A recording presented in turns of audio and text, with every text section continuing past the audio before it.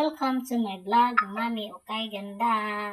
Nandito na naman ako at mangungulit sa inyo. Ayan. Sana naman patuloy pa ang inyong pagsuporta sa akin ng aking vlog, Mami Okay Ganda. Minsan-minsan lang ako makapag-upload. Ayan. Kakahapon, pagkagaling ko sa simbahan, pumunta ako doon sa may mall. Tapos, hindi ko sukat akalain na mayroon palang program doon na treat, sa to, pangalan ba yun? Treat, yung para basta pang party ng Halloween. Ayan.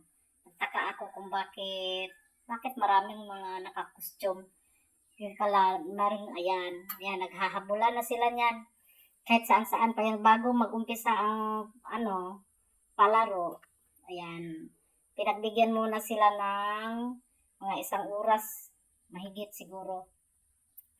Nagpupunta sa mga kung saan-saan na mayroon nakalagay doon ng mga candy at namimigay. Kaya ayan, hindi ko talaga sukat akalain na mayroon palang palaro doon. Kaya ang ginawa ko, ayun, nanood muna ako bago ako umuwi. Ayan. Sige, takbo mga bata, ay sari-saring mga costume ang nandiyan yan. O, sige, takbo. Ayan. Meron silang dala-dalang basket na may pang-Halloween ang drawing. Ayan. Tuwang-tuwa yung mga bata. Ala, kasama na yung mama. Maghahabulan. Kasi sinasamahan nila yung mga anak nila. Kaya tinuturoan kung saan yung nagbibigay ng mga candy. Ayan. Sige, takbo. Natutuwa na rin ako. Pauwi na sana ako kaso meron ako nakitang pagpunta ko sa my 3rd floor, meron ako, bakit maraming nakakostume dito? Nagtanong ako sa guard. Yung pala, yun na, meron palang palaro. Trick and treat pala. Trick and treat. Ayan. Hingi sila ng mga candy, kasama nila yung mga magulang nila. At yung malalaki, hindi na sinasamahan, pero yung mga maliliit na bata, ayan, sinasamahan pa nila. Kaya, ayan. Kasi baka madaganan yung mga batang maliliit. Kasi meron pang maliliit dyan. Ayan na sila. Sa stage sila. Pagkatapos nilang nanghingi ng mga candy-candy, nandoon naman sila sa stage. Pinapanood nila yung nasa malaking screen, yung ibang maliliit na bata sumisigaw kasi natatakot, maraming ibon na lumilipad. Tapos yung malalaki, ayan. Pero hindi pa nag-umpisa ang palaro niyan, hindi pa nag-umpisa. Pupunta lang sila dyan kasi, nagtatakbuhan, naglalaro sila doon. Kasi, merong stage kasi dyan. Ayan. Ayan, binabantayan talaga sila sa kanilang mga magulang. Kasi baka maipit. Kasi merong maliliit dyan na mga bata sumasali. Meron pa nga akong nakita dyan na pinakamaliit. Siguro may 3 taon pa yata yun or 4. Basta maliit pa lang. 2 ba? Ayan. Maraming salamat sa inyo sa sumusuporta sa akin na walang sawa, no, kahit konti-konti lang ang nanonood, pero at least mayroon 2, 4, masaya na ako dyan. Kasi para naman hindi ako mawawala sa aking YouTube channel, Mami Okay Ganda. Ayan, trick and treat pala, trick and treat. Trick and treat. Ano ba naman yan? Nabulol na ako sa mga, yan, tinatawag na nila yung contestant. Hindi ko alam kung anong costume yan. Kayo na lang humusga dyan. Kayo na lang sa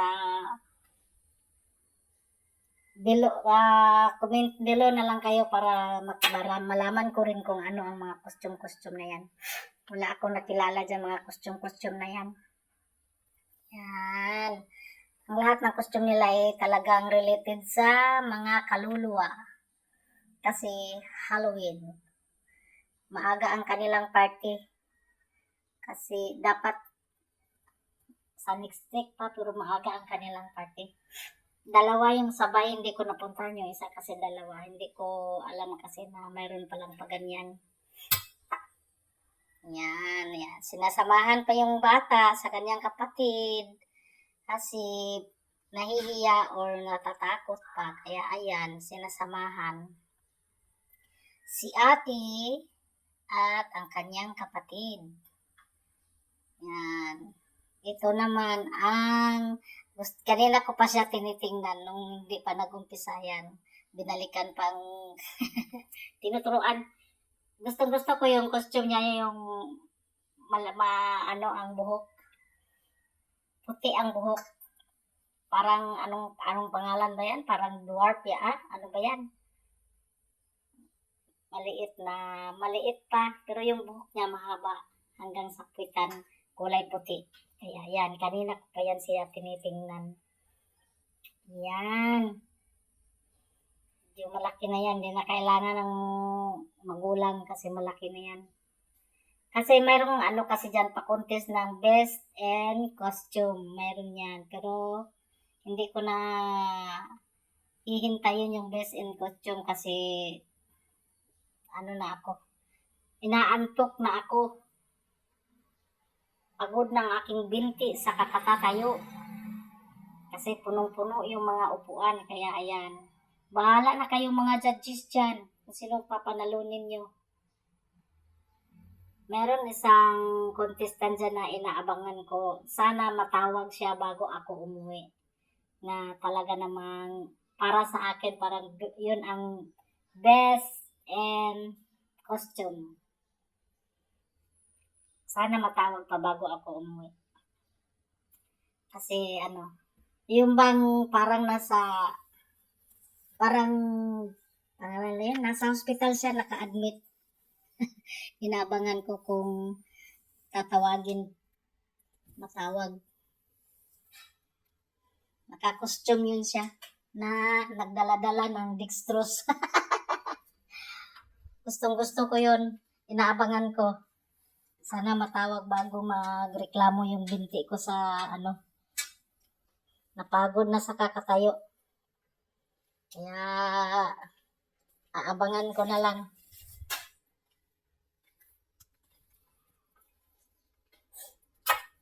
Sana kaya yon.